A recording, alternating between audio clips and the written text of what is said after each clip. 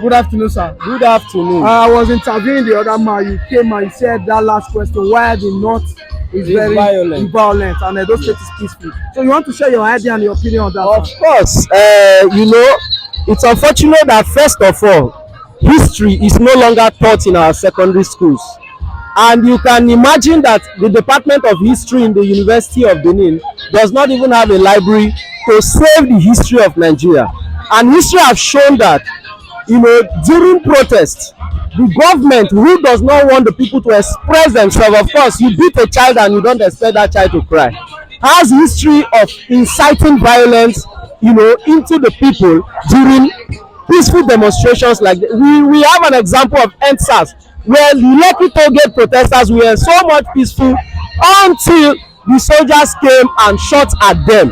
In Kaduna, in Gombe, in Borno State, we have seen violence occur as a result of certain decisions of government. How can you tell a people not to protest? You go as far as taking court orders to stop people from protesting, as against section 38, 39, 40, 41 and 42 that allows for peaceful assembly and peaceful association. You go to take court order to stop the constitution of the Federal Republic of Nigeria, which permits people to express themselves. It is uncalled for. If you catch hoodlums during protest, take them as hoodlums and not protesters. No angry Nigerian that is suffering the pains now will go to somebody's shop who is a fellow Nigerian suffering like them to break their shops. We must get that clear. And so government sponsor hoodlums at most cases to destroy properties in order to discredit any peaceful protest. And that is no difference in Kaduna and Kano that we have seen. In fact, the political tensions in Kano at the moment. They fight for their emirs, they fight for their governors, and so on and so forth. So when you see people linked to such crises that are already brewing in the state, and then you want to link them to peaceful protesters, it is a no-no. Because as far as we know, the protesters in Kano are well identified, and they are confined into certain locations in Kano State. And so anybody that breaks into people's shop or vandalizes government property is not a protester. He's a criminal and must be addressed as a criminal. And so should not be linked to protesters. We understand the issues. It's as simple as people are hungry. The North, which used to be the heart of food production, can no longer go to the farms. They even pay taxes to bandits and pay taxes to herdsmen, in quote, herdsmen. Not the ones we used to know that come to our bushes to eat grasses. They take their cows to eat grasses and then fertilize our soil for our planting season to be prepared. No, these are now carrying AK-47. Those are not, the herdsmen that we know. These are criminal elements that the government had failed over the years to apprehend. And so we must not leak any disruption in Kano or any other part of Nigeria that is the northern part to the protest. Let everybody involved in hooliganism and criminality be arrested. It's as simple as that. Please, this protest is peaceful, not because Edo State is peaceful. Of course, we know in Ovia, for example, bandits, herdsmen are all over the bush, chasing away our farmers. We don't have food in Edo State. You understand what I'm saying? So these issues must be clear. We must address them the way they are, and not think that Edo State is peaceful and then the North is not.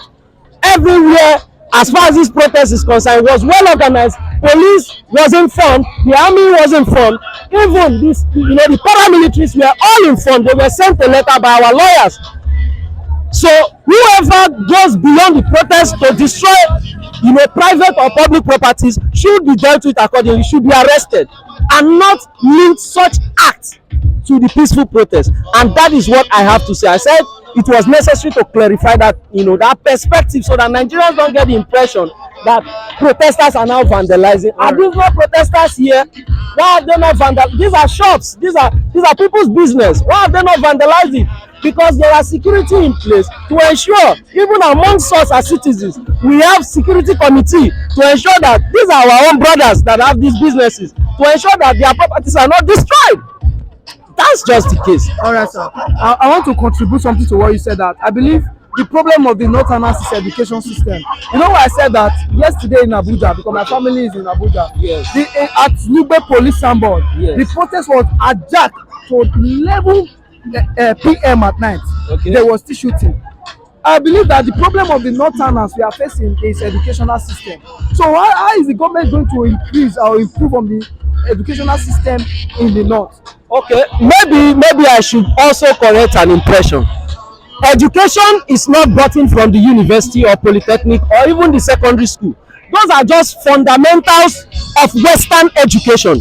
Before the coming of the white man, our people were well educated. In fact, the most civilized society in the world is Africa. Civilization started from ancient Kemetic Egypt. So our people are educated. You just imagine we talking about, you know, Mongo Park coming to discover River Niger, whereas Africans were already living across the Niger. You understand? This is the mentality that they gave to our people, that we don't have education in the north and so on and so forth. Thereby dividing quota that a northerner will have to score 50 in JAMB, while a southerner will have to score 200 in JAMB to gain admission. These are just frivolities that are propagated by people who don't want Africa to grow. Our people are well educated. How can you say the seat of power of Nigeria in Abuja people are not educated? Who says so? That is a propaganda. People are educated. In fact, the reason the northerners in Daura invaded the house of Buhari to barricade it, that he should come and fix the problem that he was involved in, of course, which is insecurity, you know, is because they are educated. It is only an educated man that can demand something from their leaders. Of course, Buhari is the leader of the Daura people.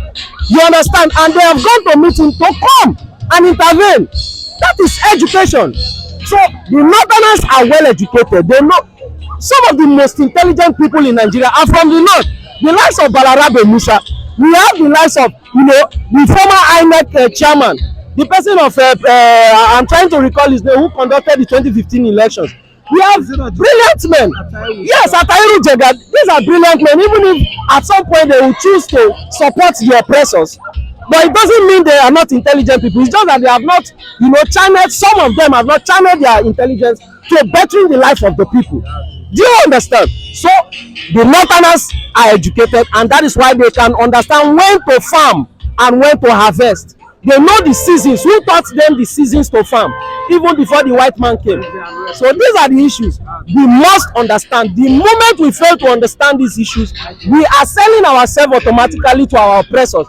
And our oppressors are not just within the confines of Nigeria and the government houses. They have their masters abroad that are controlling the system here. Because if we decide to close our borders and do our things ourselves, it will affect the European market. They will no longer have somewhere to sell their goods. And that is why they are doing everything to ensure that Nigeria is not better, so that they can keep oppressing Nigeria even after colonialism. Right. That is what I feel. All right, lastly, sir, my question is just very easy. Okay. You see, so many people are still under the rain protesting. Of course. And it will last for the next 10 days. Of course. And we are in day 2 already. Yes. So my question is, if the federal government refuse to stick to what we have been fighting for, okay, is it advisable for the protest to continue? Won't it affect Nigeria in the terms of those that have to work before earning or what to eat? Won't it affect Nigerians, or they should continue with the protest before hearing from the federal government? I want to go back to history. You see, the reason why many Nigerians think freedom is not possible, that fuel cannot be reversed back to less than 200 naira per liter, is because they fail to understand history. Do you understand? But it's not their fault. Government and the West deliberately, removed history from our curriculum. Now let me refer you back to history. Before we gained independence, we protested severally. People died in fact, you can remember the case of the 2,000 miners that were killed by the white people for demanding freedom, independence. Did we give up? The answer is no.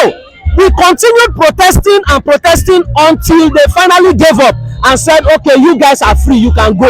And that was what gave Anthony Enahoro the guts to even move a motion in the house for independence. Not that it was peaceful and Anthony Enahoro got the guts from just nowhere to begin to move a motion. It was because people had died for the struggle for independence, and then the white people have agreed that we are going to allow these people go, because if we don't, it's going to cost us a lot as a people, as a nation. who is said to be promoting democracy. And that is what we are going to do. After the 10 days, if the government refuse to listen to the demands, we are going to go back to re-strategize and come back again, because we can't hold guns, we can't hold machetes to fight the police or the military or the government. This is the only civil way we think the government, if they are sensible enough, can listen to us.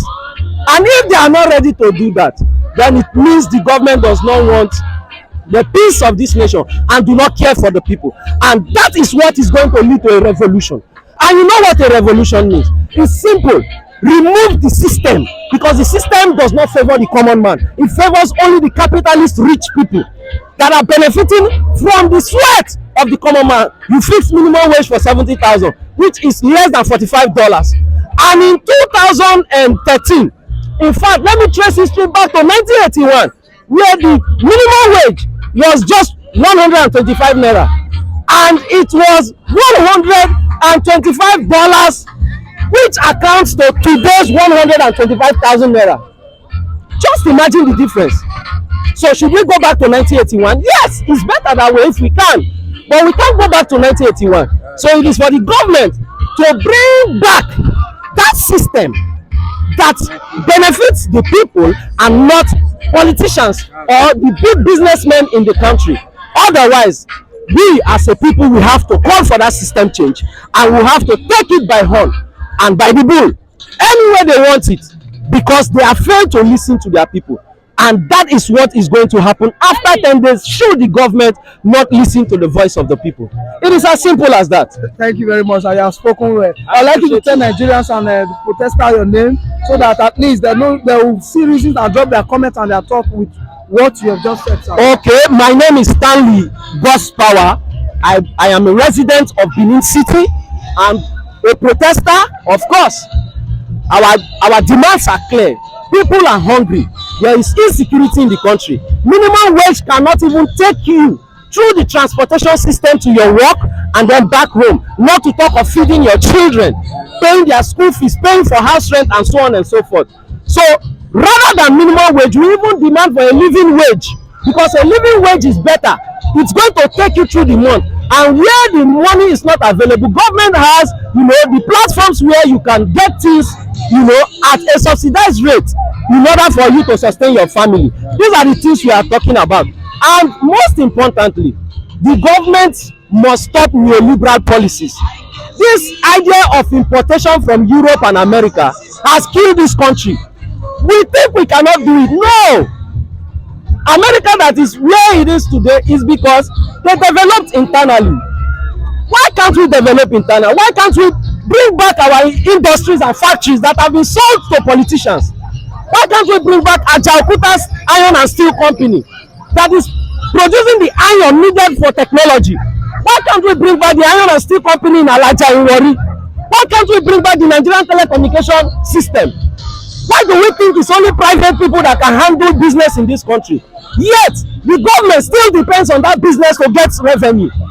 It is foolishness to have the power. After God, they said, is the government. If the government cannot fix refineries and make it work, is it Dangote who is an individual that will do that?